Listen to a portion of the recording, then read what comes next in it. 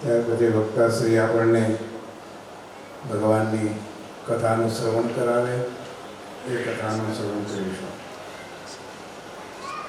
યમ બ્રહ્મા વરુણેન્દ્ર રુદ્રમરુતસ્તુન્વન્તિ દિવ્યસ્તવૈ વેદૈક્ષાંગવદક્રમોપનિષदैर् ગાયन्ति યમ શામગા ધ્યાનાવસ્થિતતદ્ગતેન મનસા પશ્યन्ति યમ યોગિનો યસ્યાન્तं ન વિદો સુરાસુરગણાં દેવાય તસ્મૈ નમઃ. દેવાય તસ્મૈ નમઃ. યઃ સાક્ષાત ભગવन् ક્ષરાક્ષર કૃષ્ણ સૈવ સ્વયં ભક્તૌ ધર્મતયા સ ભૂરિ કૃપયા શ્રી સ્વામિનારાયણ માનોષં ભોજનાટયન નિજજનૈ ચાર્યત્વધર્મે સ્થિત કૃષ્ણં પ્રાહ પરોક્ષવન્નતુ તતો ન્યાસોऽસ્તિ યત્સત્સ્વયં નાસોऽસ્તિ યત્સત્સ્વયં. સ્વામિનારાયણ ભગવાન કી જય. વક્તા મહોદય શ્રી.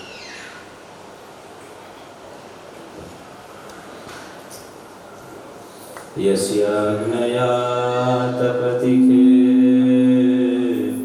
તપનો હિમાંશુ શાંતૈકરૈ સુખયતિ પ્રકટ પ્રતાપમ વાતિ પ્રકર્ષમબહાય સમીરણોપી ધર્મારિનાશકમહં હરિકૃષ્ણમીડે ધર્મારિનાશકમહં હરિકૃષ્ણમીડે. ઓમ શ્રી હરિકૃષ્ણાય નમો નમઃ. શ્રી ગણેશ્યામાય નમો નમઃ. શ્રી સહજાનંદાય નમો નમઃ. શ્રી સ્વામિનારાયણાય નમો નમઃ. બોલો સ્વામિનારાયણ ભગવાનની, નરનારાયણ દેવની, લક્ષ્મીનારાયણ દેવની, રાધા કૃષ્ણ દેવની. ઈષ્ટદેવ પરમ કૃપાળુ પરમ આરાધ્ય ભગવાન સ્વામિનારાયણ દિવ્ય સિંહાસનમાં બિરાજમાન ભગવાન સહજાનંદ સ્વામી, ભગવાન નરનારાયણ દેવ, ભગવાન રાધા કૃષ્ણ દેવ આદિ તમામ ભગવત સ્વરૂપો, સભામાં ઉપસ્થિત પૂજનીય વંદનીય સર્વે સંતો, યજમાન શ્રીઓ, અલગ અલગ કંપનીના સર્વે ડાયરેક્ટર શ્રીઓ, વડીલો, માતાઓ, દીકરીઓ, આબાલવૃદ્ધ સર્વે સત્સંગી ભાઈઓને ભાવથી જય સ્વામિનારાયણ.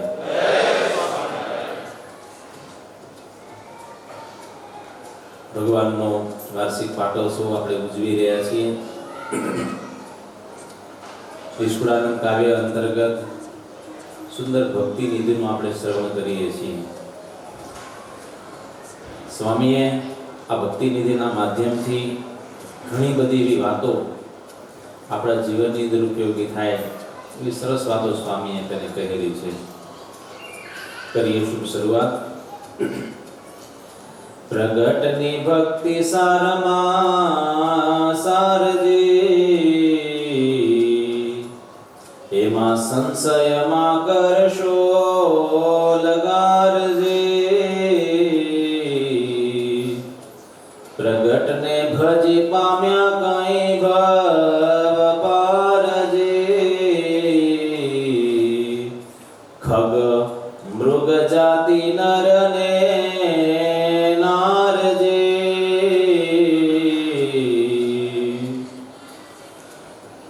સ્વામીએ શરૂઆત કરી છે પ્રગટ ભક્તિની, અને જે ભક્તિના યોગથી ભગવાનનો જેને જેને યોગ થયો હોય એની વાત સ્વામી એકને કહે છે કે પ્રગટ ભગવાનનો યોગ થતા ખાલી માત્ર મનુષ્ય નહીં, ખગ મૃગ જાતિ નર ને નારને માણસનું તો કલ્યાણ થયું જ છે, પણ ભગવાનના યોગમાં આવતા આવતા પશુ છે, પક્ષીઓ છે, વનચર, જળચર, કોઈ પણ જીવ પ્રાણી માત્ર જે પ્રગટ ભગવાનના યોગમાં આવ્યા છે એની વાત અહીંયા સ્વામી કહે છે. ખગ મૃગ, ખગ એટલે ગીધ. આપણે રામાયણનો પ્રસંગ જાણીએ છીએ બધાએ. જ્યારે માં સીતાજીને રાવણ છે અપહરણ કરીને લઈ જતો હતો અને એ વખતના સમયે આ જટાયુ પક્ષીને ખબર પડી કે કોઈક માં સીતાને લઈને જાય છે ને એ વખતે માં સીતાજી હે રામ બચાવો બચાવો પુકાર કરતા હતા. ને એ વખતે આ જટાયુ ત્યાં માં સીતાને બચાવવા માટે જાય છે. જટાયુને ખબર હતી કે મારી પાસે એટલી શક્તિ નથી, કારણ કે સામે આ દશાનન છે રાવણ. અને રાવણના ઇતિહાસોમાં જુઓ તો રામચરિત્ર માનસમાં ઘણી બધો આખો ઇતિહાસ રાવણનો લખેલો છે. વાલ્મીકીજીએ પણ રાવણ વિશે ઘણું બધું લખેલું છે. કેટલી એની તાકાત હતી, દેવતાઓ એને હાથ જોડીને રહેતા, એટલી તાકાત એનામાં હતી. ગ્રહો તો કોઈ દિવસ નડે જ નહીં. ગ્રહો આપણને નડે, રાવણને ન નડે. એ રાવણ ગ્રહોને બધાને ઓશિકા રાખીને આગળ ટેકો દઈ ભૂતો હોય. બોલો, જે આખી દુનિયાને ગ્રહો નડતા હોય એ ગ્રહો બધાએ રાવણની આગળ હાથ જોડીને ઊભા રહેતા હોય. એ કેવો ઝઘડો ઘડ્યો હશે. પણ જટાયુ પક્ષીને મનમાં એમ થયું કે બચાવવાનો પ્રયત્ન તો હું કરું. આ દુનિયાની અંદર માણસ ક્યાંક એવી પરિસ્થિતિમાં ફસાઈ જાય, સપડાઈ જાય, પણ બચવા માટે તો કહેવાય ને કે ડૂબતો માણસ થઈ તણખલું પણ પકડવાનો પ્રયત્ન કરે કે કદાચ બચી જાય. ઘણી વખત માણસ જિંદગીમાં એમને એમ નાસી પાસ થઈ જતો હોય છે. એ મૂકોને આપણે ઇંગ્લિશમાં કહે ને ગીવ અપ કરી દે. પણ આ ગીધે વિચાર કર્યો, જટાયુ પક્ષીએ વિચાર કર્યો કે એમને એમ ગીવ અપ કરવું નથી. મારે પૂરેપૂરો પ્રયત્ન માં સીતાજીને બચાવવા માટે કરવો છે. કદાચ માં સીતાજીને બચાવતા બચાવતા મારું મૃત્યુ થઈ જાય તો ભલે મૃત્યુ થાય, પણ ઇતિહાસ એની નોંધ લેશે કે જટાયુ પક્ષીએ પ્રયત્ન તો અવશ્ય કર્યો. જિંદગીમાં મિત્રો ક્યારેક એવા સ્ટ્રગલના પિરિયડ આવે, બહુ સંઘર્ષ કરવો પડે, પણ એ સંઘર્ષ કરતા કરતા ક્યારેક સફળતાની સીડી દેખાય છે. એક કે બે અટેમ્પ્ટમાં કોઈ દિવસ નાસી પાસ ન થવાય કે હાલો આપણું ધાર્યું કામ છે સફળ નથી થતું, મૂકી દો. ક્યારેક પણ ગીવ અપ ન કરાય. પ્રયત્ન કરે એને સફળતા ચોક્કસ મળે છે. અને એ વખતે જટાયુ પક્ષી છે રાવણની સાથે લડાઈ કરે છે. રાવણના હાથમાં ચાંચ મારે, નખ ભરાવે, માથામાં મારે. રાવણને લોહી તો કેટલું નીકળ્યું, પણ રાવણે વિચાર કર્યો કે હવે આને ગમે એમ કરીને મારવો જ પડશે. એ વખતે રાવણે તલવાર લઈ અને સીધો જટાયુ પક્ષી ઉપર પ્રહાર કર્યો. અને એ વખતે જટાયુની પાંખો કપાઈ જાય છે અને તડફડતા તડફડતા નીચે પૃથ્વી ઉપર પડે છે. હે રામ હે રામ હે રામના શબ્દો કરે છે. અને એ વખતે ભગવાન રામ અને લક્ષ્મણજી ત્યાં દોડતા દોડતા આવીને જોયું તો આમ લોહી દેખાણું. ભગવાન રામને મનમાં ફાળ પડી તો લોહી આ જંગલમાં કોનું હશે? અને જ્યાં આગળ જઈને જોયું તો જટાયુ પક્ષી છેલ્લા શ્વાસ ગણતો હતો. ભગવાન રામ ગયા, એની બાજુમાં તમામ વૃતાંત પૂછ્યું. ત્યારે જટાયુ રડતા રડતા કહેવા લાગ્યો કે પ્રભુ, માં સીતાને રાવણ ઉપાડી ગયો છે. મેં બહુ પ્રયત્ન કર્યા માં સીતાજીને બચાવવા માટે, પણ પ્રભુ હું બચાવી ન શક્યો, એનો મને મોટો ખેદ છે. નાથ દશાનન યહ ગતિ લીની તેહી ફલ જનક સુતા હરી લીની. મેં ખૂબ પ્રયત્ન કર્યો પણ બચાવી ન શક્યો. બસ તમારા દર્શનની રાહ જોઈને બેઠો હતો. અને આ મદદ જોઈને ભગવાનની આંખોમાં પણ આંસુ આવી ગયા. અને એ જટાયુ પક્ષીને ભગવાને પોતાના ખોળામાં બેસાડ્યા અને કીધું કે બોલ, તું માંગે તને આપું. તું કહેતો હોય તો તને નવી પાંખો આપી દઉં. તું કહે તો તને યુવાન બનાવી દઉં. તું કહે તો તને કાયમને માટે ચિરંજીવી બનાવી દઉં. કેમ કે તે કામ કર્યું છે ને મારું. કોઈકનું કામ આપણે સિન્સિયરલી, ફેઇથફુલી, નિષ્ઠા અને પ્રમાણિકતાથી કરીએ તો બોસ બહુ રાજી થાય. ભગવાન રામ એટલા રાજી થયા કે બોલ, તને જે જોઈએ આપી દઉં. કહે તો તને મારા ધામમાં લઈ જાઉં. બોલ, તને શું જોઈએ છે? અને ત્યારે ગીધરાજ એટલું જ કીધું કે જાકર નામ અમરત મુખ આવા, અધર્મ મુક્ત હોઈ શ્રુતિ ગાવા. સો ગોચર આગે નાખ મુલાથ દેહ કે સ્વાંગે. ગીત એમ કહે છે કે પ્રભુ અધમમાં અધમ અને પાપીમાં કોઈ માણસ હોય અને છેલ્લે અંતકાળે જો તમારું નામ યાદ આવે તો એનું કલ્યાણ થતું હોય તો હું તો તમારા ખોળામાં બેઠો છું. હવે મારે શેની ચિંતા છે? મારે શું માંગવાનું હોય? બસ મારી એટલી છેલ્લી ઈચ્છા છે કે જ્યાં સુધી મારા શરીરમાં પ્રાણ રહે ત્યાં સુધી હું તમારા ખોળામાં રહું. બસ આટલી સ્તુતિ કરતા કરતા કરતા એ જટાયુએ પોતાના દેહનો ત્યાગ કર્યો છે અને ભગવાન એને સદગતિ આપી. વિચાર કરો, જન્મ જન્મ મુનિ જતન કરાઈ અંત સમય રામ આવત નહીં. આવા ભગવાન દુર્લભ છે. પણ જટાયુ પક્ષીના જીવનમાં ભગવાનનો એક થોડોક યોગ થયો. જ્યાં મનુષ્ય કલ્યાણથી વંચિત રહી જાય ત્યાં પશુ તરી જાય. અને એમ કહેવાય ભગવાન રામે એ જટાયુ પક્ષીનો સ્વયં પોતાના હાથે અગ્નિ સંસ્કાર કર્યો. જે સદનસીબ ભગવાન રામને પિતા દશરથનું નહોતું મળ્યું, કારણ કે વનમાં હતા ને, મારા દશરથ ધામમાં ગયા ત્યારે. એ સદનસીબ આજે આ જટાયુને મળ્યું છે. જેવી મોટા મોટા યોગીઓની ગતિ થાય એવી ગતિ ભગવાને આ જટાયુને આપી છે. કેમ? પ્રગટની વાત કરી છે એટલા માટે. થોડાક હરિભક્તો બધા આગળ આવી જજો. પાછળ મોટી સંખ્યામાં હરિભક્તો થઈ ગયા છે. થોડુંક કન્જેસ્ટેડ થાય, આગળ આવતા જજો. રાઈટ સાઈડમાં પણ જગ્યા ઘણી બધી છે. નર નારી અપાર ઉધર્યા પ્રભુ પ્રગટને પામી વળી.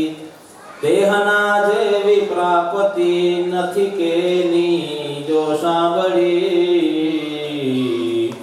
જેની સાથે રમ્યા જમ્યા જીવન પુરુષોત્તમ પ્રાણ આધાર. હળ્યા મળ્યા અઢળ ઢળ્યા સોહ કોણ આવે એ નિહાર. શું નિષ્કુળાનંદ સ્વામીની કલમ લખે છે ભાઈ. આ અવતારમાં સ્વામિનારાયણ ભગવાનનો જેને પ્રગટ યોગ થયો એના કેવા કામ થઈ ગયા. જે હાથમાં બંદૂકો હતી, જે મોઢાની અંદર ગાળો અને અપશબ્દ હતા, એવા બારવટિયા હિંસાખોર પ્રજાને રંજાડનાર એવા લોકોના હાથમાં સ્વામિનારાયણ ભગવાને માળા આપી દીધી. જે આખા પંચવિષયથી ભરેલા હતા, પણ ભગવાનનો યોગ થતાની સાથે કલાકો કલાકોનું ધ્યાન કરતા કરી દીધા. પ્રગટની તો વાત કે સ્વામી કે આખી અલગ છે. 200 વર્ષ પહેલા ગુજરાતની પરિસ્થિતિ એવી હતી. પેલો ડાયલોગ આવતો ને, યહાં સે 100 કોસ દાવ બચ્ચા જબ રોતા है तो माँ बोलती है क्या सो जा वरना कौन आएगा. તમને ખબર પડી ગઈ લાઈટ થઈ કે તમને? આવી પરિસ્થિતિ હતી. ડાકુ, બારવટિયા, લૂંટારા એવા હિંસાખોર માણસો હતા. એટલા નામ એના પ્રસિદ્ધ હતા કે નાનકડું છોકરું હોય એને મમ્મી એમ કે સો જા વરના આ જાયેગા. એવા લોકોને સ્વામિનારાયણ ભગવાને પોતાના યોગથી સુધાર્યા. બારવટિયાઓને ભક્તિના રંગથી રંગી દીધા. અરે સ્વામી કે એની ક્યાં વાત કરું. જેની સાથે રમ્યા જમ્યા જીવન, ભગવાનની સાથે જેને રમવાનો અવસર મળ્યો હશે એ જીવ કેવા ભાગ્યશાળી થયા હશે. કે હજારો સંતોને લઈને સ્વામિનારાયણ ભગવાન ઘેલા નદીમાં સ્નાન કરે, હજારો સંતોની સાથે પંચાળામાં રંગોત્સવ કરે, અને જમવા બેસે ત્યારે ભગવાન સ્વામિનારાયણ સ્વયં પોતાના હાથે પીરસતા જાય. એમાં માલપુઆ હોય, દૂધપાક હોય, અને સંતો એમ કે મહારાજ દૂધપાક નહીં માલપુઆ આપો. માલપુઆ કેમ? દૂધપાક તો ડંકાથી આપણે પીરસવાનો હોય ને, તેમાં સ્પર્શ થાય નહીં ભગવાનનો, એટલે માલપુઆ તો હાથેથી દેવા પડે ને. સંતોની કેટલી વિશાળ બુદ્ધિ હતી કે ભગવાનના હાથે આપણને કાંઈક મળે તો આપણા ભાગ્ય. જો ભક્તજનો, આપણો સંપ્રદાય પ્રગટનો સંપ્રદાય છે, અને આમાં બેઠેલા ઘણા બધા એવા હરિભક્તો છીએ કે આપણને કેટલા એવા લાભ મળ્યા હશે. સંતોની સાથે આપણે ઠાકોરજીને લઈને સમુદ્ર સ્નાન કરવા માટે જતા હોઈએ, રંગોત્સવનો આપણને લાભ મળતો હોય, સ્નાન ઉત્સવ ઠાકોરજીને સ્નાન કરાવવાનો આપણને લાભ મળતો હોય, અને પ્રસાદનો લાભ મળતો હોય. સંતો ક્યારેક આપણને પીરસવા માટે આવતા હોય છે. આ પ્રગટની બધી વાતો છે. સ્વામી કે જેની સાથે ભગવાન રમ્યા હોય જમ્યા હોય એની સાથે એની સમાન કોણ આવી શકે? બાકી તો જપ તપ ધ્યાન ધારણા કરવા વાળા ઘણા બધા છે, પણ જેને પ્રગટનો યોગ હજી નથી મળ્યો હજી ત્યાં ને ત્યાં વાટ જોઈએ છે હો. હા, ત્યારે સ્વામિનારાયણ ભગવાન એવા ઘોડા ખેલાવે અને ઘોડા ઉપર બેસી અને પોતાની દિવ્ય મૂર્તિના દર્શન કરાવતા કરાવતા એ મૂર્તિ કોઈકના હૃદયમાં ઉતરી જાય ને એનું એ કામ થઈ જાય. અરે સ્વામી કે સ્પર્શની તો શું વાત કરવી, જે દર્શ સ્પર્શ પર બ્રહ્મનો હે નિત્ય પામે પામ્યા નર નાર, સદા સર્વદા સંગ રહી આપ્યા હરિએ સુખ અપાર. ભગવાનના દર્શનનો ને ભગવાનના સ્પર્શનો યોગ સ્વામી કે બહુ ભાગ્યશાળી હોય એને મળે છે, બધાને નથી મળતો ભાઈ.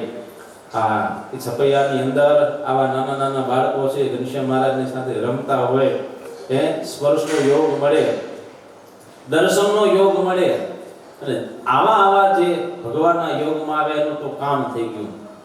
સ્વામી કે વ્રજવાસીઓની તો શું વાત કરવી, એવું વ્રજવાસીનું સુખ સાંભળી શિવજીને થયો મને શોચ. આ ભગવાન શંકરને મનમાં એમ થયું કે આ વ્રજના વાસીઓ કેટલા ભાગ્યશાળી છે, ભગવાનની સાથે એને રમવા મળે છે. રમવા આપણે નાના નાના છોકરા હગાવાલા બધા રમતા હોય તો એને જોઈને આપણને કેટલો આનંદ થાય. અમારા નાના નાના ટેણિયા રમે છે. પેલા છોકરાઓને રમવાનું ઘણું બધું હતું. વાગડમાં તમે જાઓ તો એ ગામડાઓની અંદર છોકરા બધા રમતા આંગળી ગંગડી ગોરા ગાંઠિયા હાથ બોલે હકાઈનો ડેડો આય રાય તાય ખાન ખજૂરો આદક માદક તેલમાં તાય ઈયો જીયો વાગડવાય ઉડિયો મુંડિયો આબે ભાઈ. આવું કેટલું બધું આવતું. ધમાલિયો ધોકો ધમ ધમ થાય આડોડો જોઈ અને મુંડી રંગાય. તમે રમો છો છોકરા? Do you play this kind of game? No. આવું કઈ ખબર ન પડી. વોટ ઇઝ બોય દાંડિયો એ ખબર ન પડે આપણને. આ બધી ઇન્ટિરિયર આવી ગયા ને, હા ઇન્ટિરિયર બધી ગેમો એવી આવી ગઈ કે આઉટસાઇડ બધી જે ગેમો હતી એ બધી હાલી ગઈ. હા, પણ એક આનંદ હતો એ જીવનનો ભગવાનની સાથે. સ્વામી કે જે જે રમ્યા છે યોગમાં આવ્યા છે કેટલા ભાગ્યશાળી છે. વાલ્મીકી વખાણ્યા વાનરને, વ્યાસે વખાણ્યા પશુપાળ, તે પ્રગટ ભક્તિ પ્રતાપથી વાજ્યો જસપાર. હે વાલ્મીકી ઋષિ જ્યારે એ રામાયણ લખતા હોય અને એ રામાયણની અંદર આ તમામ વાનરોની વાત લખેલો. નહીંતર વાનરને અને ભગવાનને ક્યાં યોગ થાય, પણ એવા વાનરોનું કામ થઈ ગયું. સ્વામિનારાયણ ભગવાનના સમયમાં બને પ્રસંગ. મહારાજ વડતાલમાં સભા કરીને બેઠા હતા ને, એક વાંદરો આવ્યો. વાંદરો જુઓ છો ને, વાંદરો કાઠીઓ બધા વાહોમાં વિચાર કરવા લાગ્યા કે જુઓ જુઓ તે આ વાંદરો કેવો છે. તો કોઈ કે રામાવતારમાં તો કેવડા મોટા મોટા હતા, નલ ને નીલ ને અંગદ ને, એમને કેવાય કામ કર્યા છે. કોઈ કે વાંદરો થોડા કામ કરે. મહારાજ કે શું વાત કરો છો બધાએ? કાઠીઓ કે મહારાજ અમે સાંભળ્યું છે કે રામાવતારમાં આ બધા વાંદરાઓ આયુધ લઈ અને રાવણની સેના સામે લડ્યા હતા. Is it true? એ સાચું છે? મહારાજ કે હા. શાસ્ત્રોમાં લખાયેલી વાતો ક્યારે અસત્ય હોતી જ નથી, ખોટી હોય જ નહીં. પણ મહારાજ કે એમ કેમ બને કે વાંદરો થોડો લડાઈ કરે?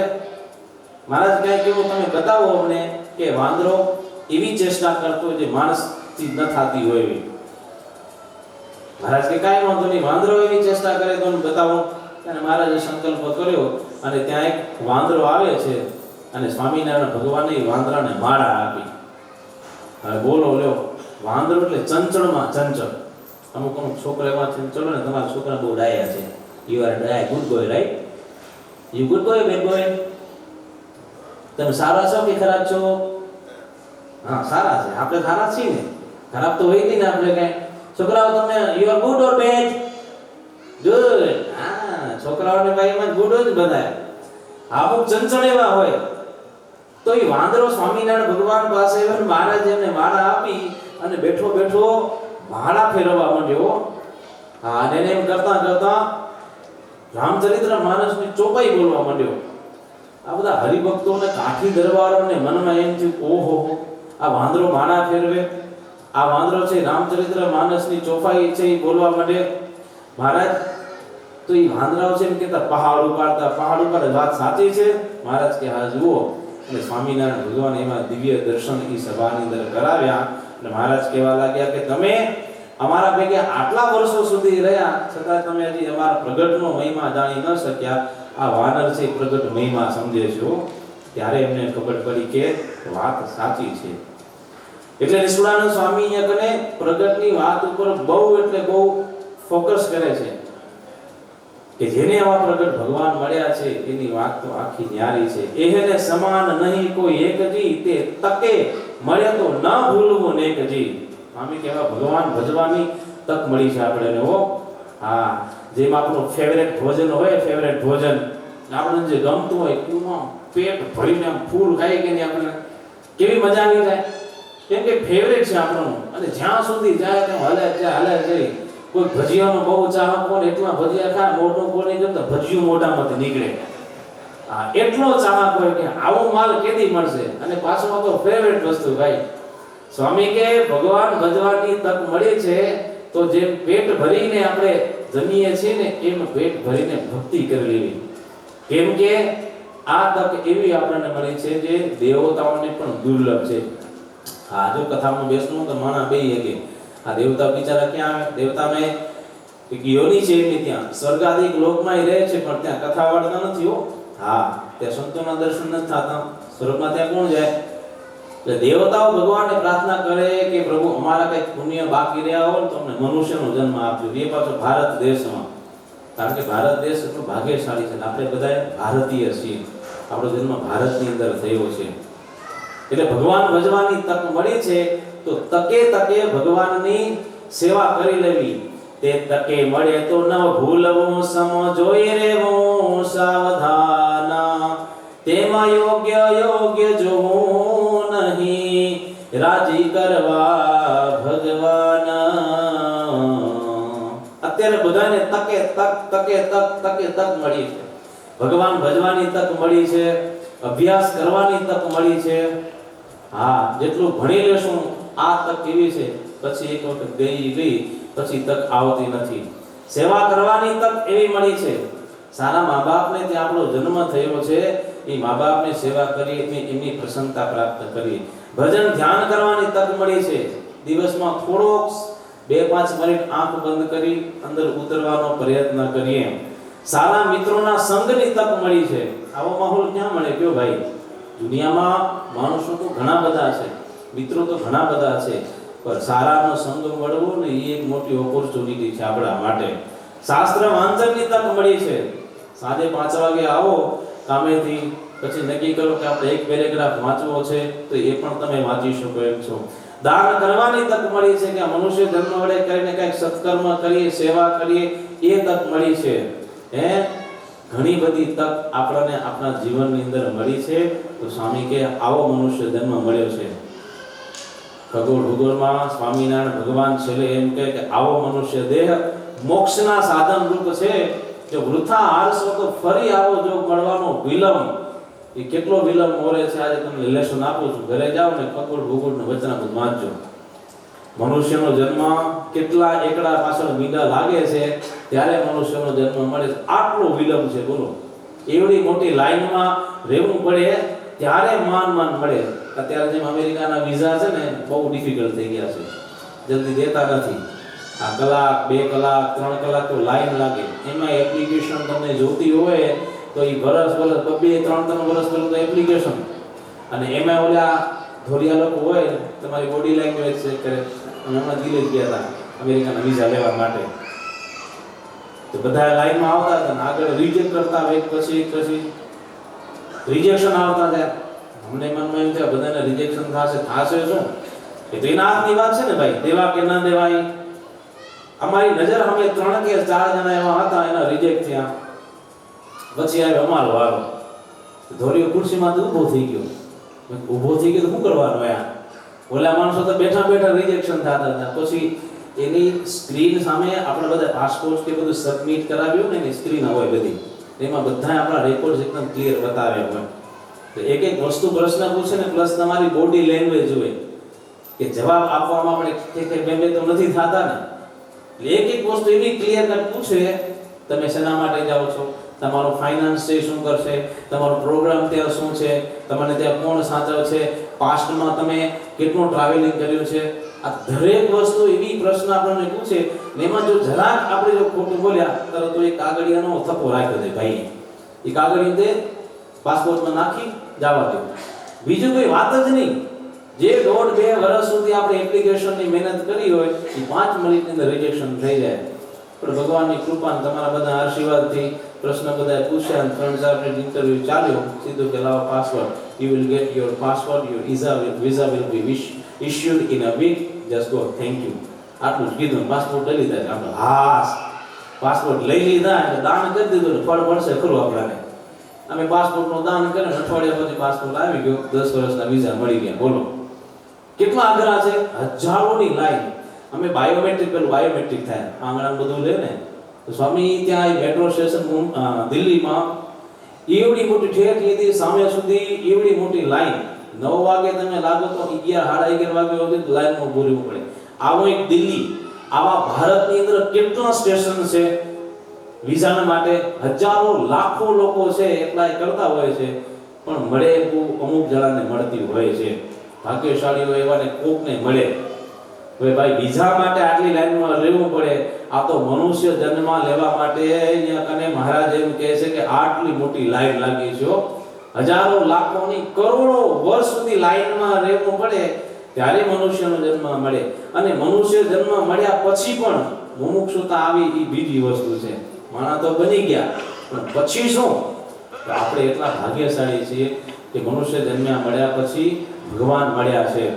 તો મહારાજ કહે છે કે આવો મનુષ્ય દેહ મળ્યો છે, તો હમણાં જો પ્રયત્ન કરશો તો મોક્ષ થશે, અને નહીં કરો તો તેદી નહીં થાય, હમણાં નહીં થાય. હા કીધું ને આપણા સુભાષિતકાર, ઉઠ જાગ મુસાફિર ભોર ભયો, અબ રે ન કહા સો સોવત હે, જો સોવત હે સો ખોવત હે, જો જાગત હે સો પાવત હે.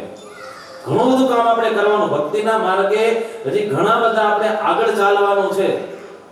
હવે જો જાગશું, અબ નહીં તો કબ નહીં, એવું છે. અભી નહીં તો કભી નહીં. અત્યારે મનુષ્ય જન્મની ભગવાને આપણને એટલું તક આપેલી છે, એમાં આળસ, અજ્ઞાન આ બધું ભૂલી અને ભગવાનના માર્ગે ચાલશું તો ઘણું બધું કામ થઈ જશે. એક પટેલ ગુણાતીતાન સ્વામી પાસે આવ્યા અને સ્વામીને વાત કરી કે સ્વામી મારે તમને કંઈ કેવું છે. સ્વામી કે બોલો શું થયું, શું કેવું છે? એ કે મેં 40 વર્ષ સુધી દાન કરી તોય હું આંધળો થયો. ગુણાતીતાનંદ સ્વામી કે આવું થાય જ નહીં. જે દાન કરે તો ભગવાન એને સુખી કરે, એનો વ્યવહાર સુખી કરે, એના પરિવારમાં સારું આયુષ્ય આપે, સારી તંદુરસ્તી આપે, એનો વ્યવહાર ભગવાન વ્યવસ્થિત રીતે ચલાવે. એ કે હું આંધળો થયો છું. એ કે તારી દશા આવી થઈ કેવી રીતે? તો કે દાન કર્યું એટલે. ગુણાતીતાનંદ સ્વામી કે હોય જ નહીં. કે કોને દાન કરતા હતા? એ કે 40 વર્ષ સુધી ભવૈયા આવે ને, ભવૈયાને દાન કરતો હતો. કે પણ નાચગાન કરવા વાળા આવતા હોય ને બધા, ત્યાં દાન કર્યું. તો સ્વામી કે તું તો શું કે આંધળા થવું જ પડે. આ તો હજી રાખના નિશાન છે, દાન તો હજી બાકી છે. તમે જે કર્યું યોગ્ય કર્યું નથી, એનું ફળ હજી તમને અહીંયા મળ્યું છે. હજી દાન તો બીજા હજી ઘણા બધા મળવાના બાકી છે. કેટલું કર્યું એ મહત્વનું નથી, પણ કેવું કર્યું છે ને એ મહત્વનું છે. આપણા દેશની અંદર રાજા ભોજ થયા, બહુ જબરજસ્ત પવિત્ર રાજા થયા, અને પોતે વિદ્વાનોને, બ્રાહ્મણોને, અતિથિને, ગરીબોને એટલું દાન આપતા, અને એના કારણે એના ખજાનાનું તળિયું દેખાવા માંડ્યું. પણ આ તો રાજા એટલા ઉદાર કે આવો મનુષ્ય જન્મ મળ્યા પછી મારે કંઈક લોકોને આપવું છે, અને આપવા વાળો મહાન કહેવાય. ભાઈ પ્રધાનને મનમાં એમ થયું કે રાજા જો આ બધું આપતા જશે તો પછી રાજ્યના ખજાનામાં કાંઈ રહેશે નહીં. રાજાને કેવું કેમ ડાયરેક્ટ? મોટાને કંઈક કેવું તો અઘરું પડે, ડાયરેક્ટ તો કહેવાય નહીં આપણે. રાજાની આગળ જઈને વાત કરવી કેમ? એટલે રાજા જે જગ્યાએ સુતા હતા ને શયનખંડની અંદર, પેલા પ્રધાને જે બહુ મસ્ત શબ્દ લખ્યા કે આપદર્થમ ધનમ રક્ષેત. મહારાજ સંકટ સમયે ધન કામ આવશે એટલે ધનનો સંગ્રહ કરજો. આ તમે બધું જેતા જાઓ છો, ખજાનો ખાલી થતો જાય છે, તો જ્યારે આપત્તિ આવશે, જ્યારે ભયંકર તકલીફ આવશે, ત્યારે ધન છે એ રક્ષા કરશે, સંગ્રહ કરો. સાંજે ગયા ભોજ રાજા શયનખંડમાં, અને જ્યાં ઓલું વાક્ય લખેલું હતું એ વાક્યની નીચે બીજું વાક્ય લખ્યું કે ભાગ્યવંતામ કિમ ચાપત. તેમ કીધું ને કે સંકટ આવશે, તો નીચે ભોજ રાજાએ એમ લખ્યું કે ભાગ્યશાળી માણસને ઓલી સંકટ કેવું કે હું એટલો ભાગ્યશાળી છું કે મને થોડું કઈ સંકટ આવે. તો વળી ત્રીજા દિવસે પ્રધાને એના નીચે વાક્ય લખ્યું કે દેવમ હિ કુપ્યેત કદાપી, કદાચ ભાગ્ય ફરે દેવનો કદાચ કોપ થાય તો શું થશે? તો વળી ચોથા દિવસે ભોજરાજાએ લખ્યું સંચિતોપી વિનશ્યતિ. જો કદાચ દેવનો કોપ થશે ને સંગ્રહેલું હશે ને બચાવેલું હશે ને એ હાલ્યું જશે કે આ દેવો છે ને તો કાંઈ નક્કી નહીં ક્યારે જવાનું થાય. એટલે ભલા માણસ જ્યાં સુધી મારી પાસે છે, આ શરીર હાજર છે, ત્યાં સુધી દેવા દે ને, સત્કર્મ કરવા દે ને, કોઈકને હેલ્પ કરી હશે તો એ કામ આવશે. અને આ બધું પડ્યું હશે ને હું હાલ્યો જઈશ તો કોણ કરશે? પ્રધાને હાથ જોડ્યા. ઓકે મહારાજ, તમારી વિદ્વતા, તમારી ઉદારતા અને તમારા દ્રઢ સંકલ્પો જોઈને હવે મારે કાંઈ એટલે કાંઈ નથી બોલવું. સ્વામી કે એવી તક આપણને મળી છે અને એ તકની અંદર કામ કરી લેવું જોઈએ. ધર્મ વિચારીને ધનંજયે યુદ્ધ કરવું નહોતું જરૂર, પણ જાણી મરજી મહારાજની જગદીશની ત્યારે ભારત કર્યો ભરપૂર. ધનંજય એટલે અર્જુનને સ્વામી યાદ કરે છે. એને યુદ્ધ કરવાની કોઈ ઈચ્છા નહોતી, હાથમાંથી હથિયાર મૂકી દીધા હતા. અર્જુને તો ત્યાં સુધી કીધું કે હું ભિક્ષા માંગીને જીવવા માટે તૈયાર છું. I don't want to fight with my relatives. મારે મારા સગા સંબંધીઓને મારવા નથી. આ લોકોને મારીને હું પછી ક્યાં જઈશ? મને નરકની પ્રાપ્તિ થશે. અને આ યુદ્ધની અંદર કેટલાય સૈનિકો મરાશે, એમની પત્નીઓ બધી વિધવા થશે અને પછી વિધવા સ્ત્રીઓ ભવિષ્યમાં ક્યાંક બીજા લગ્ન કરશે, એમાંથી વર્ણશંકર પ્રજા ઉત્પન્ન થશે અને વર્ણશંકર પ્રજા ઉત્પન્ન થશે તો વર્ણશંકરનું ધર્મ આખું ડિસ્ટર્બ થઈ જશે. મારે કાંઈ કરવું જ નથી. નિરાશ હતાશ થઈને અર્જુન છે એ બેસી જાય છે અને પછી ભગવાન શ્રી કૃષ્ણ એમને બહુ અદ્ભુત ગીતાનો ઉપદેશ આપે છે કે અર્જુન તું શું માને છે? તને એમ કે હું માનું છું એમ? તું તો માત્ર નિમિત્ત માત્ર ભવે સભ્ય સાચી. તું તો નિમિત્ત માત્ર છે. તારે તો ખાલી આમ ગાંડી ઊંચું કરવાનું છે અને એની અંદર બાણ લગાડવાનું છે. બાકી કરવા વાળો તો હું છું. મારી મરજી જાણીને તું કર. તો તારી મરજી પ્રમાણે કરીશ તો બધાય દુઃખની લાઈન, પ્રારબ્ધની લાઈન તને નડશે. પણ જો મારી ઈચ્છા આગળ રાખીને કરીશ તો તને એકેય દુઃખ છે હું આવા નહીં દઉં. એમ કહી જ્ઞાન યોગ, કર્મ યોગ, ભક્તિ યોગ, વિશ્વરૂપ બતાવી અને ભગવાને એવો અદ્ભુત ઉપદેશ આપ્યો. અને પછી અર્જુનને એમ થયું કે ના, હવે બરાબર છે, કરીશ એ વતનમ તો કહીને એક ગાંડીને એવો ટકરાવો કર્યો ને સારી સેના ધ્રુજી ઉઠીને હજારોના કચરા ગાણ થયા. એમ કહેવાય કે જેમ ફૂટબોલના મેદાનમાં ફૂટબોલનો દડો રડતો હોય, રમતો હોય, એમ કુરુક્ષેત્રના મેદાનમાં હજારો સૈનિકોના માથા છે દળદળતા હતા, લોહીની નદીઓ વહેતી જતી હતી. આટલું ઘોર કર્મ થયું છતાં પણ અર્જુનને જરાય જેટલું પણ પાપ લાગ્યું નહીં. કેમ? ભગવાનની ઈચ્છાથી એમણે કર્યું એટલે કોઈ જાતનું પાપ એમને લાગ્યું નહીં. સ્વામી આપણને કહેવા એ માંગે છે ભગવાનની ઈચ્છાથી કરેલું કોઈ પણ કર્મ છે ને એ મોટો ફાયદો ભોગતો એ ભગવાને ભેગા રાખીને કરીને તો એ કર્મ છે નિર્ગુણ થઈ જાય છે. અને આપણે એમ કરતા કરતા માનશો કે હું કરું છું તો એ બધી વસ્તુ તને આપણે નડવાની. એટલે શું? ઈશ્વર ઈચ્છા બલી હશે. ભગવાનની ઈચ્છા છે ને, જો હું તો કાયમ કહું બે વસ્તુ હંમેશા યાદ રાખવાનું, હરિ ઈચ્છા અને હરિ કૃપા. આપણું જો ધાર્યું થાય તો સમજી લેવાનું હરિ કૃપા, ભગવાનની કૃપા છે ને. અને જો ધાર્યું ન થાય તો હરિની ઈચ્છા. ભગવાનની ઈચ્છા એવી છે કે આ કામ આપણા દ્વારા કરાવવું નથી. ઘણી વખત એવું એ કામ પછી બીજા દ્વારા થઈ જતું હોય. ઘણા નથી કહેતા કે મેં તો ટ્રાય કરી હતી પણ થયું નહીં. પણ ભગવાન એ કામમાં આપણને નિમિત્ત બનાવવા માંગતા નથી. એટલે ધાર્યું થાય તોય રાજી રહેવું, ધાર્યું ન થાય તો વધારે રાજી રહેવું. ટૂંકમાં સ્વામી કે વારંવાર વિચારવું વણસવાના દેવી વાત, સમજોઈને સેવકને હરિ કરવા રાજી રળિયાત. બહુ વિચાર કરીને સ્વામી કે ભગવાને રાજી કરવાનો અવસર આવ્યો છે અને આ અવસર, આ તકને ક્યારે પણ ભૂલવી નહીં. ધર્માન સ્વામી કીધું આવો અવસર હવે પછી નહીં આવે, પ્રેમાનંદ તાલી દઈને ગાવે રાત, સિદ્ધને ભટકો છો તમે ચતુર સુજાણ. આવો ભગવાનને રાજી કરવાનો અવસર આપણને મળ્યો છે તો સ્વામી કે આજ જ એવા ભગવાનની ઓળખાણ કરીને સેવા કરો. પણ સેવા કેવી રીતે કરો એની વાત બહુ મસ્ત બતાવી છે. અવડાઈને અડગી કરીને સદા સવડું વર્તવું સંત. અવડાઈએ દુઃખ ઉપજે સેવા કરવી તો વ્યવસ્થિત રીતે સેવા કરવી, અવળાઈનો ત્યાગ કરી દેવો. ઘણા આપણે નથી કે ઊંધી બુદ્ધિના હોય છે, અકલ વગરના કહીએ, અકલ મઠા પડે કહીએ, મંદ બુદ્ધિના કહીએ, અમુક એવા હોય કે કાંઈ ને કાંઈક કરે આખું પાછું કાંઈક એવા કાંઈક ને ક્યાંક છે નુકસાન કરીને બેઠા જ હોય. હા, એક ગુરુના આશ્રમની અંદર શિષ્ય રહેતો હતો અને મહાત્માજી છે એમ કર્ણકુટીર બાંધીને બેઠા છે. એવા દયાળુ ને પરોપકાર વૃત્તિ વાળા, જે કોઈ તમારા જેવા મુમુક્ષુ આવે ને એને જ્ઞાનનું દાન કરે, લોકોને ક્યાંક વ્યવહારની તકલીફ હોય તો વ્યવહારની સમજણ આપે. અને એ ગુરુની પાસે એક આવો અવળો શિષ્ય, હાવ જડ બુદ્ધિનો, આમ ભોળો ખરો પણ પાછો અણસમજુ. આ ભોળામાં અણસમજુમાં છે ને બહુ ફરક છે. અમુક માણસનો સ્વભાવ છે ને એકદમ હાવ ભોળા જેવો હોય, પણ અણસમજુ હોય એ આખું અલગ હોય. હવે આ જે શિષ્ય હતો આમ ભોળા જેવો, પાછો કાંઈ સમજે જ નહીં કોઈ વાતમાં. એટલે ગુરુ અને બેહાડીને રોજ છે અભ્યાસ કરાવે, બેસાડે. અને એમાં એક દિવસનો સમય ગુરુ જાય છે ગંગામાં સ્નાન કરવા માટે. ગુરુ ગંગામાં સ્નાન કરવા માટે જાય છે તો શિષ્યને ભલામણ કરી દે, અરે આય મિસ્ટર ભોળાલાલ. હા ગુરુદેવ, જો હું જાઉં છું આ ઝૂંપડાનું ધ્યાન રાખજે. ઝૂંપડીની અંદર કોઈ કૂતરું ના આવી જાય, બિલાડી ના આવી જાય, કોઈ બીજી તકલીફ ના આવે, બરાબર તું ધ્યાન રાખજે. ગુરુજી ભલે કાંઈ વાંધો નહીં, તમે જાઓ, મને કેવું પડે.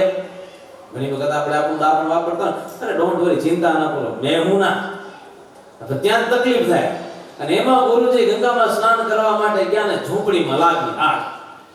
ઝૂંપડીમાં આગ લાગી એટલે શિષ્ય વિચાર કરવા લાગ્યો કે હવે કરવું શું. ગુરુજીએ કીધું છે કે ઝૂંપડીનું ધ્યાન રાખવાનું. એટલે લોટો હતો ને, નાનકડો લોટો લઈને જાય છે નદીમાં પાણી ભરવા માટે. પેલી તો જ્યારે શરૂઆત થાય આગ નાનકડી હોય ને, પછી ધીરે ધીરે એનું મોટું સ્વરૂપ થાય. જેમ ધીરે ધીરે આગ પકડવા માંડી, આને એમ થયું કે હાલો જલ્દી પાણી ભરી આવો. તો લોટો લઈ આટલો પાછો હાવ વાડંદી વાટકી જેટલો લોટો લઈને જાય છે નદીમાં પાણી ભરવા માટે. અને જ્યાં પાણી ભરીને આવ્યો ત્યાં તો આખી ઝૂંપડી છે બળીને ખાક થઈ ગઈ હતી. અને આ બાજુ આવ્યા ગુરુ સ્નાન કરીને, અને જ્યાં જોયું તો આખી ઝૂંપડી ભસ્મીભૂત થઈ ગઈ હતી. ઝૂંપડી આખી બળી ગયેલી. એટલે શિષ્યને કીધું, એલા હે તું અહીંયા બેઠો હતો તો ઝૂંપડી સળગવા કેમ દીધી? મેં તને કીધું તો સ્ટ્રિક્ટ શબ્દમાં કે ઝૂંપડીનો ખ્યાલ રાખજે, ધ્યાન રાખજે, ઝૂંપડીમાં કાંઈ નુકસાન થાય નહીં. શિષ્યો કે હું શું કરું ગુરુજી? ગુરુ કે આવડો મોટો પાણીનો માટલો બાજુમાં પડ્યો છે તો એનાથી અગ્નિ છે ઠરી જાય ને. એ કે ગુરુજી તો પીવાનું પાણી હે. બોલો લ્યો, એ કે આ તો પીવાનું પાણી છે, થોડું ઢોળાય. ગુરુ કે અકલ મઠા, બુદ્ધિના બારદાન, કર્મના કુટેલ, તારામાં બુદ્ધિ છે કે નહીં? એ અકલ હોય ને તો એ પાણી પણ ક્યારેક ઢોળવું પડે. હવે ધ્યાન રાખજે, ધુવાળો નીકળવા માંડે ને એટલે આજુબાજુમાં જોવાનું, પાણી હોય તો પાણી નાખી દેવાનું, અને ધૂળ હોય તો ધૂળ લઈને એ ધુવાળાને બંધ કરવો જોઈએ. હા, ધુવાળો નીકળે એટલે ધૂળ નાખવાની, એટલે ધુવાળો છે એકદમ શાંત થઈ જાય. એમાં એક દિવસનો સમય. હા, અને ગુરુજી છે કીધું હશે હવે તારે બરાબર તો ધ્યાન રાખજે. આને બરાબરનું ગણિત સમજી લીધું. ધુમાડો અને ધૂળ આ બે વસ્તુનું ગણિત એવું પાકું કરી લીધું, જ્યાં ધુમાડો દેખાય ને ધૂળ ત્યાં રાખવી તો શું થશે? અગ્નિ એકદમ છે શાંત થઈ જાય. અકલ મઠા માણસો ને અકલ મઠાને બહુ સમજી વિચારીને કેવું. ઘણી વખત એવું છે કે એવડું મોટું નુકસાન કરી બેસે. એમાં સમય આવ્યો શિયાળાનો, અને શિયાળો કે મારું કામ. અને એમાં ઠંડી ઋતુ, અને ઠંડીમાં આપણે હીટર ચાલુ કરીએ. એ વખતના સમયમાં તો હીટર હતા નહીં, સગડી હોય, અને સગડીની અંદર ગુરુ તાપતા હતા, સમજ્યા? હા, અને ગુરુ તાપતા તમને ખબર ને શિયાળામાં તમે જોતા આમ કરો ધુવાળા નીકળતા હોય, ખબર છે ને? વગર બીડી ચાલુ થઈ જાય. હા, કારણ કે બીડી પી તો ધુવાળો નીકળતો હોય ને. તો શિયાળામાં ગુરુ તાપતા હશે ને, એવી શિયાળાની કડકડતી ઠંડી ને ગુરુજી સગડી પાસે બેઠા હતા, અને ગુરુનો બગાસો આવ્યો. જ્યાં ગુરુને બગાસો આવ્યો તો મોઢામાં ધુવાળો નીકળ્યો, અને જ્યાં ધુવાળો નીકળ્યો શિષ્યને ખબર પડી કે ગુરુજીના મોઢામાં આગ લાગી. અને ત્યાં મોઢે પોતાનું સાયન્સ ગોતવા માટે આ સંકટ સમય થાય, કાળો ધુવાળો દેખાય, આમ વરાળ દેખાય, એટલે સમજી ગયા કે હા અહીંયા અગ્નિ લાગી છે. નક્કી ગુરુના મોઢામાંથી ધુમાડો નીકળે છે એટલે ગુરુજીને પેટમાં અગ્નિ લાગી છે. ભાયડો દોડ્યો, દોડીને ધૂળનો મુઠ્ઠો ભરીને આવે, સીધી ગુરુના મોઢામાં ભરી નાખ્યો. આ જુઓ છો ને તમે ગુરુની હાલત કેવી થઈ. આપણે સાઉથ ઇન્ડિયામાં ઉડતા ઉડતા આવીને કેવી રીતે કરે, બારીમાંથી આવ્યો સીધો, આવીને સીધી ગુરુના મોઢામાં છે મીઠો ભરીને ધૂળ મૂકી દીધી. ગુરુ બિચારા મોટા કરવા, એ ક્યાં કર રહ્યો હતો, આ શું કામ કરે છે? ગુરુજી તમે જ કીધું હતું કે ધુવાળો જ્યાં નીકળે ત્યાં મોઢાની અંદર કે ગમે એ જગ્યાએ છે ધૂળ નાખવી જોઈએ. તમારા મોઢામાં આગ લાગી છે અને મારા જેવો ડાયો શિષ્ય તમને નહીં મળે. ઓન ધ સ્પોટ તમારી સેવામાં હાજર થઈ ગયો. ગુરુ વિચાર કરવા લાગે આ અકલ મઠાને કેવું શું આપણે હવે આવા શિષ્ય હોય તો બિચારા ગુરુ 100 વર્ષ જીવવાનો 55 પૂરું કરી નાખ્યો. હા, સેવક ઉપર ઘણો બધો આધાર છે. ઘણી વખત તમે જોતા હશો કોઈ મોટા પુરુષની સેવામાં કોઈ એવા વ્યવસ્થિત વ્યક્તિ રહેતા હોય ને તો એ સામેવાળા વ્યક્તિની કેટલી એનર્જી આવી જાય. શારીરિક રીતે કદાચ વૃદ્ધાવસ્થાને કારણે શરીર નબળું પડતું હોય પણ સેવા કરવા વાળો વર્ગ એટલો સારો પોઝિટિવ અને સપોર્ટિવ હોય ને સામે વડીલને એકદમ એનર્જી તાકાત આવી જાય. હા, માનસિક કદાચ નબળાઈ હોય તો માનસિક નબળાઈ દૂર થઈ જાય. સ્વામી કેવા એ માંગે છે અને એવો સેવક ભગવાનને ગમે છે જે સમય સમય છે સેવા કરતો હોય. જેમ ભૂપના ભૃત્ય ભેળા થઈ સમા વિના કરે સેવકાઈ, એવા જોઈ જાલમ નર ને રાજી રાજા રાજી ન થાય કઈ. સ્વામી કે કોઈ રાજાનો સેવક હોય, રાજા માંગે દૂધ, પાણી લઈને હાજર થાય. રાજા કે આજે હું થાકી ગયો છું, મારા પગ દબાવો તો માથું દબાવે. આ રાજા કે બેહી જા તો ઊભો થાય. હવે આવો ઊંધો સેવક હોય, રાજા બિચારો શું કરે ગયો? પછી આવા અવળાઈ કરનારને રાજા એમ કે ફટકા મારો, ફટકા. કેમ કે મારું કયું માનતો નથી, પોતાનું ધાર્યું કરે છે. રાજા કહે ફટકા મારો. એ ભગવાન છે ને, ભગવાન જેમ કે એમ આપણે કરીએ તો ભગવાન રાજી થાય ને જો અવળા થઈએ તો ભગવાન પછી જમદૂતોને કે આને ફટકા મારો. ઓલા કાકા તો 14 કરોડ બેઠા છે ત્યાં અને એનો ધંધો છે ને કાયમ ચાલતો જ રહે છે. અહીંયા ધંધા મંદિર ત્યાં આવતી જ નથી કારણ કે ટ્રાફિક જામ એટલો બધો થઈ ગયો છે ને. 8.5 અબજ કરતા પણ વધારે માણસો દુનિયામાં છે, એના ગ્રાહક ઘણા છે. ધામના ગ્રાહક તો ગણતરી વાળા છે. તો ત્યાં એટલો બધો ટ્રાફિક છે ને આ લોકોની ડ્યુટી હાલે છે જે હાલે છે. એક વખત હોલિડે ઉપર ગયા હતા બધા.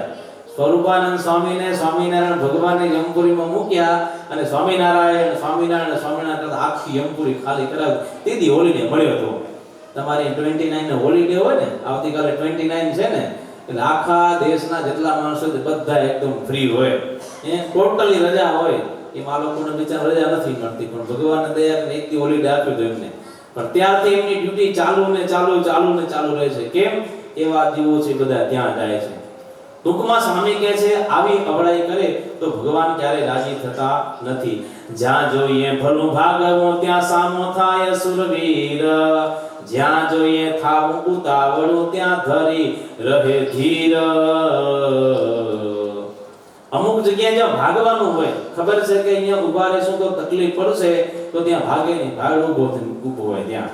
હવે નેરોબીમાં તમને ખબર આફ્રિકામાં ફૂજો થાય, ફૂજો ખબર હે ને? હા, સ્ટ્રાઇક થાય, હડતાલ થાય, મારામારી થાય ને આપણે ત્યાં જઈને વચો કે આમ થોડું થવું છે ને આવડો આમ, ત્યાં તો એકાદો બાટલો આવે થડીને દઈને ગોઠાવાનો, એકાદી ગોળી આવે. માનકવાને બાપા છે ને એ બાપા બિચારા કિરિયાંગા મંદિર હવે જાવું હશે ત્યાં ઘરેથી નીકળ્યા વચ્ચે આ ફૂજો આવ્યો અને ત્યાં તો બધા મોઈંડી, આપણે મોઈંડી કેમ બધા ત્યાં? હા, ભારતીય લોકો મોઈંડી. અને એમાં સ્વામી માંડ બચીને ભાગ્યો કે મારી નજર સામે ગોળીબાર ચાલુ હતો, પથ્થરમારો ચાલુ હતો, પરિસ્થિતિ એટલી વિકટ હતી. ને એવા સમય આપણે ભાયડાથી ઊભા રહેવા દઈએ તો બીજે દી પછી રામ બોલો ભાઈ રામ, રામ બોલો ભાઈ રામ, એવું થાય ને. ડાયો માણસ પરિસ્થિતિ જાણીને પછી તરત નિર્ણય લઈ લે. ક્યારેક લડવા જેવું હોય ત્યારે લડવું પણ પડે અને ક્યારેક પરિસ્થિતિ એવી આવે તો એ વખતે આપણે ભાગી પણ જવું પડે. તો નિષ્કુળાનંદ સ્વામી કહે છે આવો ડાયો માણસ એને કહેવાય જ્યાં ભાગવાનું હોય ત્યાં ભાગે અને જ્યાં સુરવીર થવાનું હોય ત્યાં સુરવીર થાય. જ્યાં જોઈએ હારવું ત્યાં કરે હઠાવા હોડા, જ્યાં જોઈએ નમવું ત્યાં કરે નમાવવા કોડ. જ્યાં હારવાનું હોય તે આમ છાતી કાઢીને ઊભો રહે ગાડો. હા અમે સુકમ હારીએ તો પછી લેતો જા. ક્યારેક એવો સમય આવે ત્યારે નમતું પણ કરી દેવું જોઈએ. ઘણી વખત આપણે વ્યવહારમાં રહ્યા હોય, પારિવારિક એક સમસ્યાઓ થાય, સામાજિક એક સમસ્યાઓ થાય, આર્થિક એક સમસ્યાઓ થાય, કૌટુંબિક સમસ્યાઓ થાય, તો એ વખતે નમી દેવા માલ છે ભાઈ, પકડી રાખવાનો માલ નથી. ઘણી વખત માણસ પોતાના પૂર્વાગ્રહોને પકડીને ઘણી જૂની એવી વાતો મગજમાં પડી હોય ને ધીરે ભૂલવાનો પ્રયત્ન કરવો.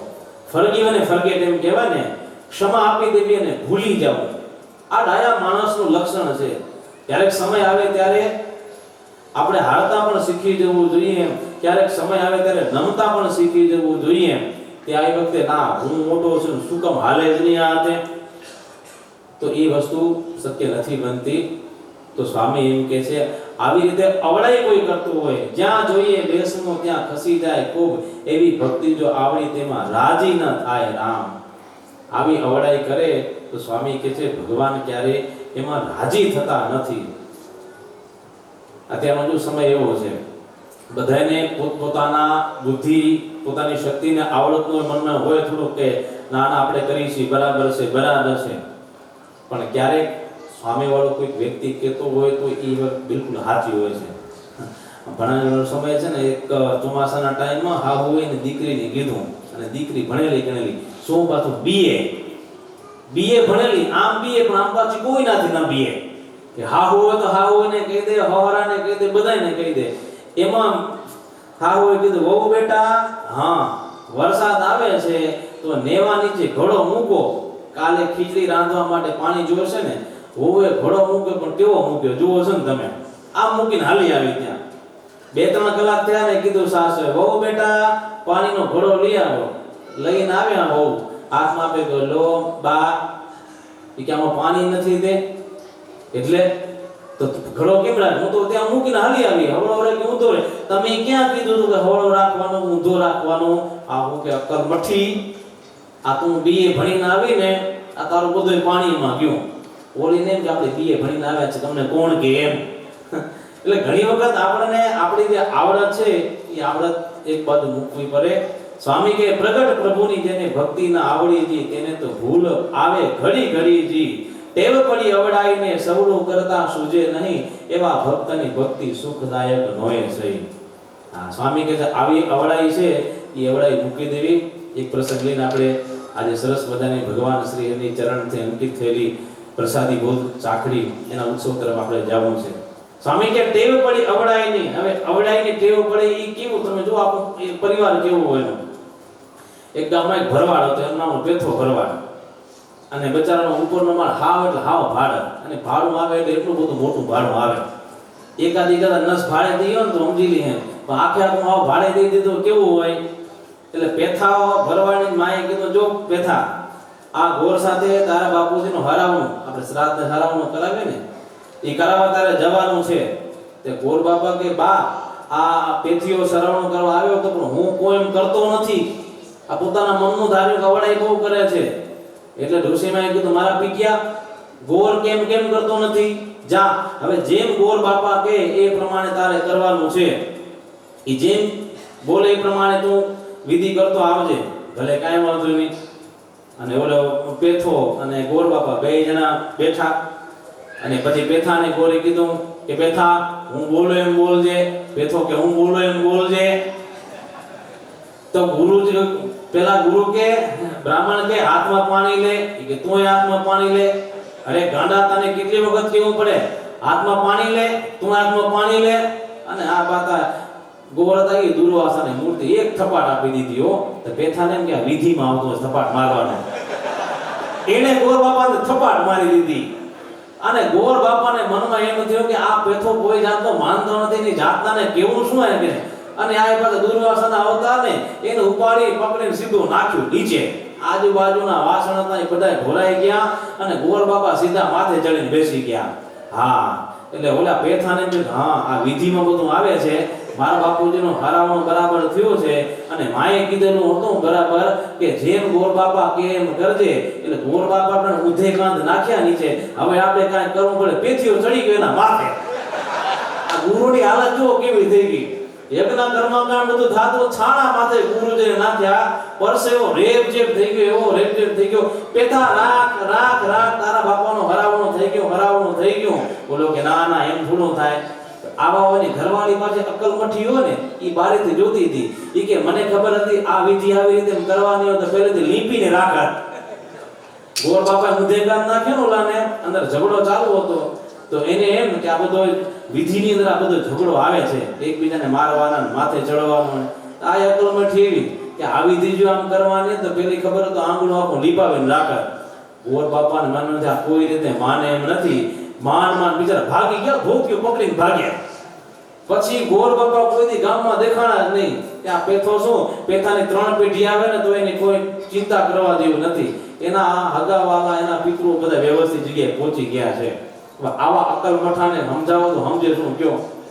એટલે સ્વામી એમ કહે કે પાણી માંગે તો આપે પથરો, ને અન્ન માંગે તો આપે અંગાર, વસ્ત્ર માંગે તે આપણે વારણો એટલે કે વીંચણો, એવી અવડાઈ નો કરનાર. સ્વામી કે જગતની અંદર આવા માણસો હોય છે. પાણી માંગે ને પથરો આપે, અન્ન માંગે તો અંગાર આપે. આવાથી ભગવાન ક્યારે પણ રાજી થતા નથી. એટલે ભગવાન આપણને જે મળ્યા છે એ ભગવાન એવા દિવ્ય છે, એવા દયાળુ છે. એની આજ્ઞા પ્રમાણે રહેશું તો ભગવાન આપણા ઉપર બહુ રાજી થશે, પ્રસન્ન થશે. શરૂ કરીને આપણે કરવાનું છે, ભક્તિના માર્ગે ચાલવાનું છે. અને ભક્તિના પ્રતિકરૂપ જો સરસ મજાની સુંદર ચાકરીના આપણે દર્શન કરીએ છીએ. સ્વામિનારાયણ ભગવાન જ્યારે ગઢપુરથી વડતાલ સમયો કરવા માટે પધાર્યા હતા ત્યારે એ વખતે બ્રાહ્મણોએ સંકલ્પ કરી રાખ્યો હતો કે આ વખતે અમારે સ્વામિનારાયણ ભગવાનને સરસ મજાના મેવા મિષ્ટાન અને પકવાન બનાવી અને મારે એમને જમાડવા છે. આવો એમનો દિવ્ય સંકલ્પ હતો. એટલે તમામ ભૂદેવો ઉતારી જઈ અને સરસ મજાના દૂધપાક, પૂરી ને અથાણા ને પાપડ ને ચટણી સરસ મજાનું બનાવી અને બ્રહ્મચારીને કીધું, બ્રહ્મચારી મહારાજને બોલાવો ને અમારે આ બનાવેલો સરસ મજાનો થાળ છે એ મહારાજને અમારે જમાડવો છે. બ્રહ્મચારી મહારાજને શ્રાદ્ધ કર્યો અને સ્વામિનારાયણ ભગવાન એ વખતે સભામાંથી આવે છે, ચાકડી પહેરીને આવે છે. આ એ ચાકડીના દર્શન પહેલા બધા ભૂદેવોને થયા અને ચાકડી જોતાની સાથે ભૂદેવોની સમાધિ થઈ. સ્વામિનારાયણ ભગવાનનો એમને નિશ્ચય થયો, અક્ષરધામના દર્શન થયા. એવી પ્રસાદીભૂત વાલા ભક્તજનો આપણને આ ચાકડી મળી છે. અને પરંપરાની અંદર અમારા ગુરુ પૂજ્ય ઉપમાન સ્વામી, ભગવતજી સ્વામી, પૂજ્ય વિશ્વપ્રકાશ સ્વામી, મોટા મોટા સંતોએ વર્ષો સુધી આ ચાકડીની સેવા કરી છે. ઈ ચાકડીના દર્શન અને ઈ ચાકડીના પૂજનનો અવસર અત્યારે આપણને મળ્યો છે.